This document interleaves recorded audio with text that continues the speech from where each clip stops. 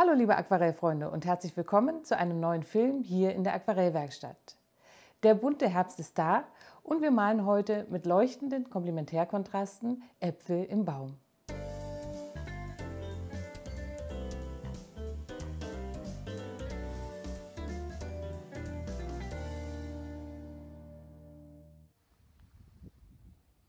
Im Spätsommer und Herbst bin ich viel mit meinen Malreisegruppen unterwegs. Zwischen den Kursen entdecke ich mit dem Skizzenbuch am Wegesrand manch schönes Motiv. In Bad Alexandersbad im Fichtelgebirge gibt es noch sehr viele Straßen, an denen Obstbäume wachsen. Und die farbenfrohen Äpfel am Baum inspirieren mich hier zu unserem heutigen Motiv.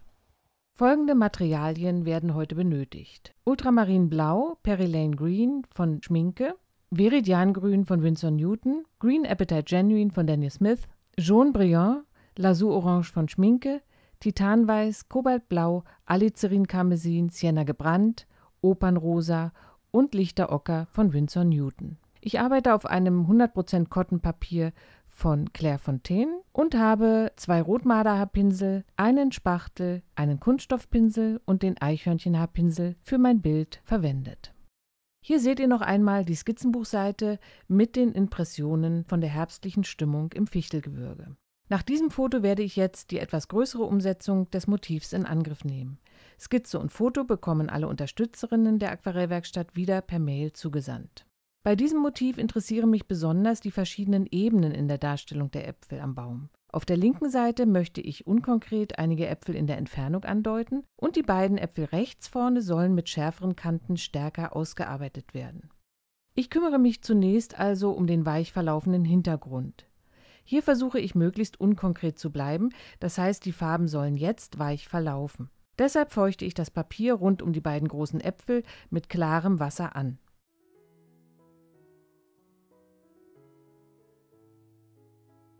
Mit Kobaltblau setze ich einige Pinselstriche für den Himmel aufs Blatt und füge dann gleich die hellen Grünmischungen für die entfernte Wiese hinzu.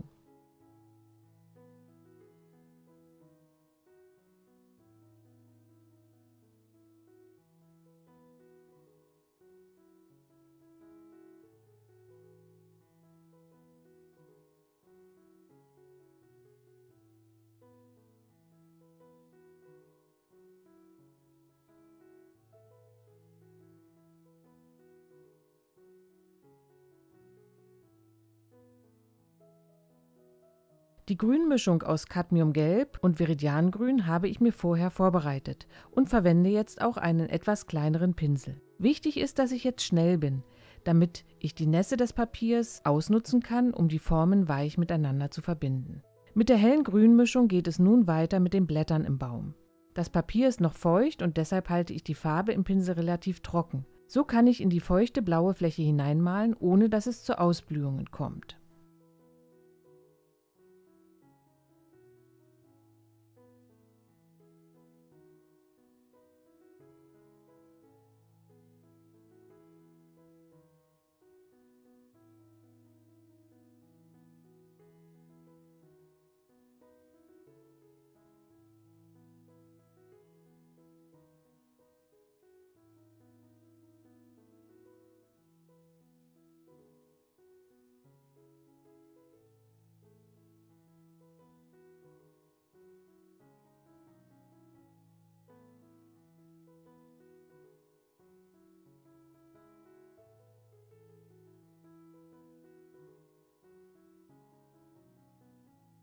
Ich mische mir jetzt ein dunkleres Grün aus Perylane Green und Cadmiumgelb und auch etwas Himmelsblau und füge immer noch ganz abstrakt Formen für dunkle Blätter hinzu.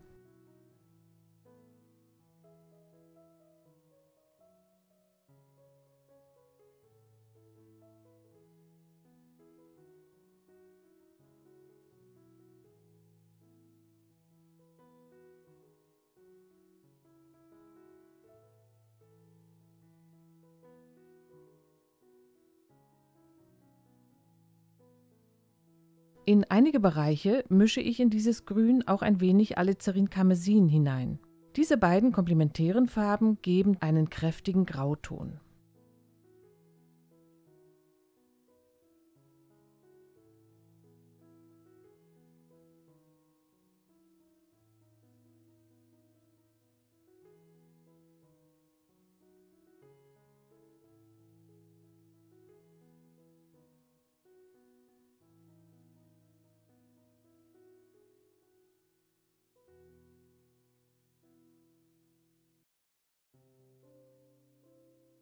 Nun möchte ich immer noch nass in nass die entfernteren kleinen Äpfel einfügen.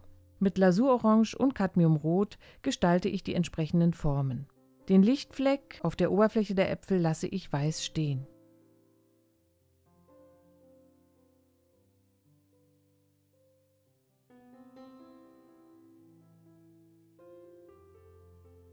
Ihr seht hier, wie das Rot in das Grün hineinläuft.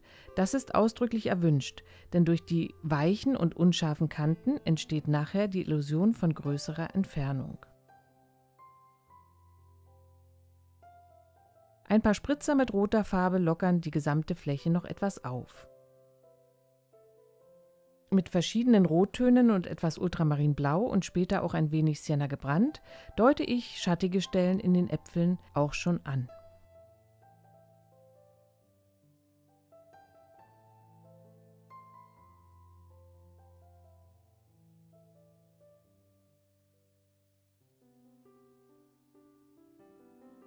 Nun beginne ich, die beiden großen Äpfel zu malen. Ich fange an mit Cadmiumgelb und Lasur-Orange um den Lichtfleck herum und löse hier die harten Kanten gleich ein wenig an.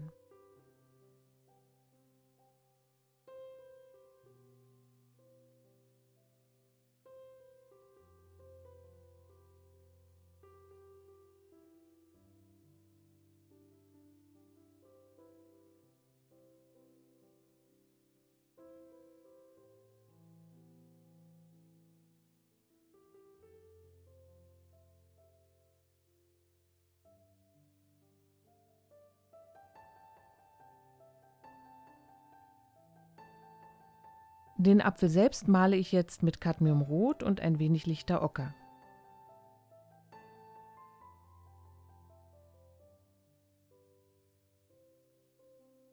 Unter dem Blütenansatz gibt es eine kleine Helligkeit. Deshalb male ich an dieser Stelle mit mehr Wasser und setze auch die Dunkelheit des Blütenansatzes schon nass oberhalb dieser hellen Fläche auf.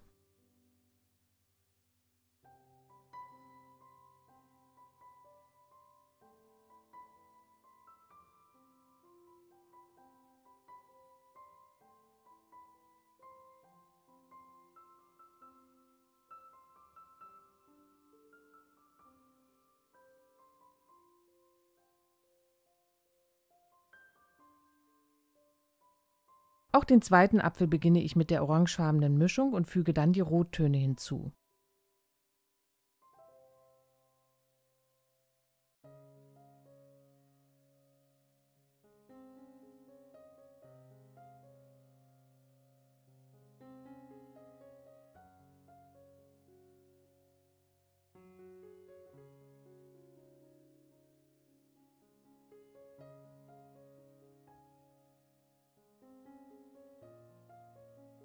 Mit Sienna gebrannt, Alizarin-Karmesin und etwas Blau deute ich einen dritten Apfel im Hintergrund an und male mit der gleichen Mischung gleich die schattigen Bereiche der Äpfel weiter.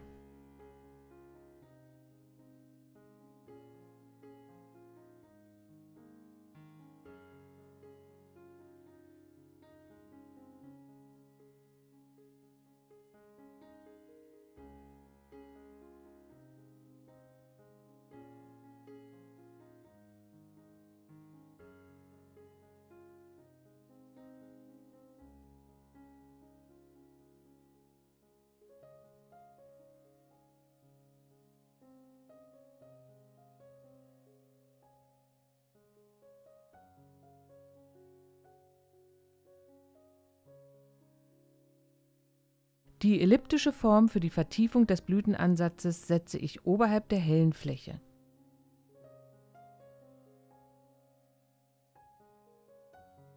Ein wenig mehr Rot arbeite ich hier in den unteren Apfel noch ein und modelliere die Rundung am Blütenansatz noch ein wenig genauer.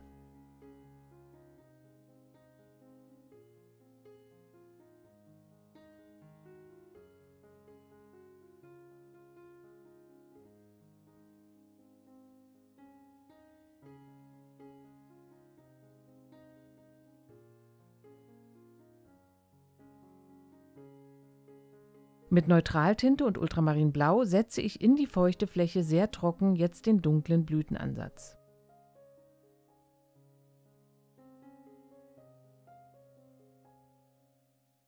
Unser Bild muss jetzt einmal komplett durchtrocknen und ich möchte die Gelegenheit nutzen, um euch hinzuweisen auf ein ganz besonderes Event. Am 13. Dezember um 19 Uhr wird es hier auf YouTube einen Live-Abend für alle geben. An diesem Abend seid ihr alle herzlich eingeladen, mitzumalen.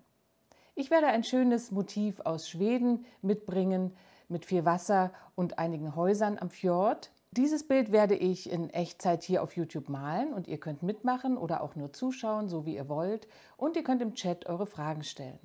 Diese Live-Abende gibt es ja in regelmäßigen Abständen für die UnterstützerInnen der Aquarellwerkstatt. Ab Januar haben wir ein neues Paket vorbereitet, in dem man dann 10-mal im Jahr solch einen Online-Kurs hier auf YouTube bekommen kann.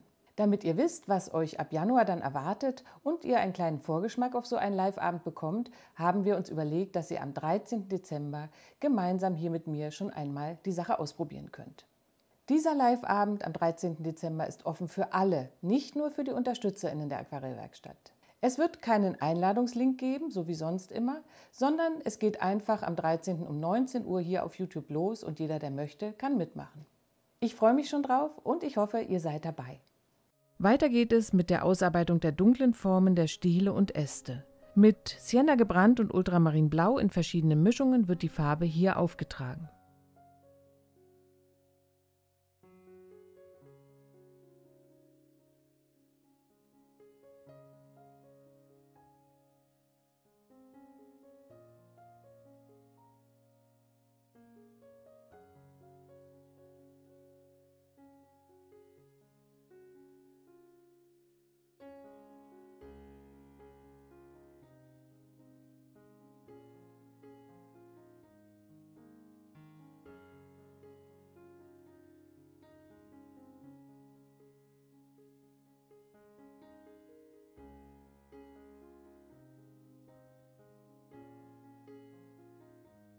Nun folgen verschiedene Grünmischungen für dunklere und etwas konkretere Blätter im Baum. Ich verwende hier Green Appetite Genuine von Daniel Smith und Pearland Green von Schminke. Die dunklen Blätter heben sich jetzt kräftig von dem helleren Hintergrund ab und schaffen so eine räumliche Wirkung.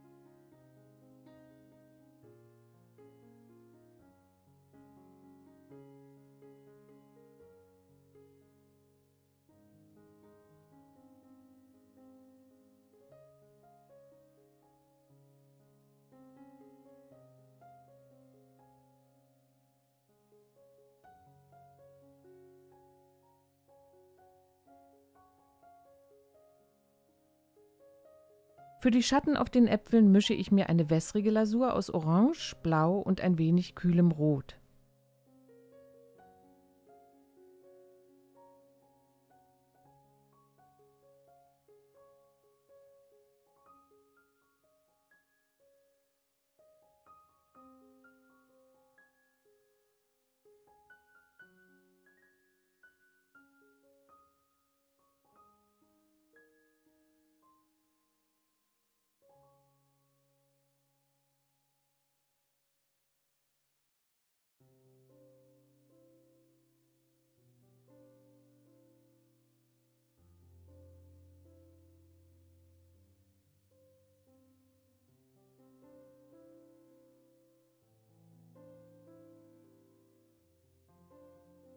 Auch auf der linken Seite füge ich jetzt noch einige dunkle Blätter ein. Hier halte ich die Form aber wässriger und auch verschwommener.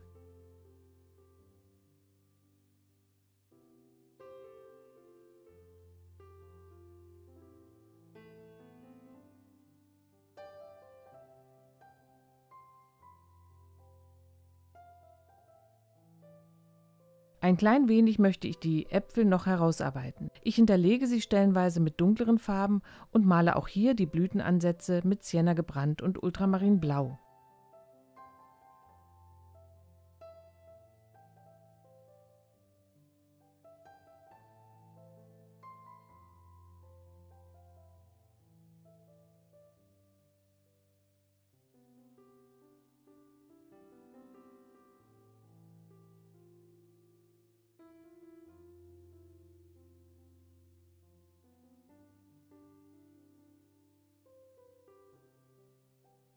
Bei den beiden großen Äpfeln versuche ich hier kleine weiße Punkte auf der Apfeloberfläche mit dem Kunststoffpinsel wieder herauszuwaschen.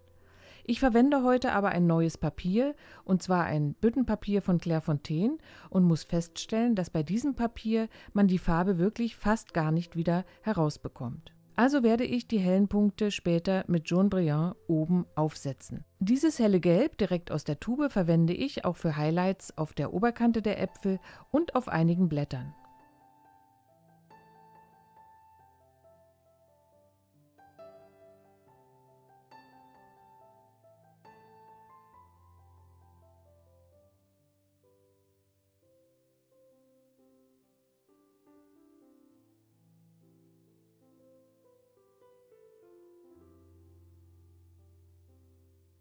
Mit Titanweiß male ich zum Schluss einen Lichtreflex auf die Äpfel, um hier noch ein wenig mehr Glanz zu bekommen.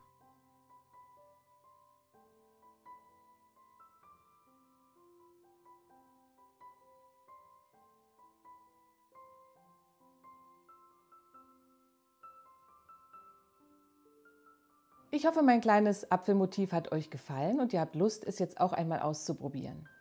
In 2 Wochen sehen wir uns hier wieder auf YouTube zum ganz regulären Film und vielleicht auch zum Live-Abend dann am 13. Dezember. Nicht vergessen, um 19 Uhr geht's los.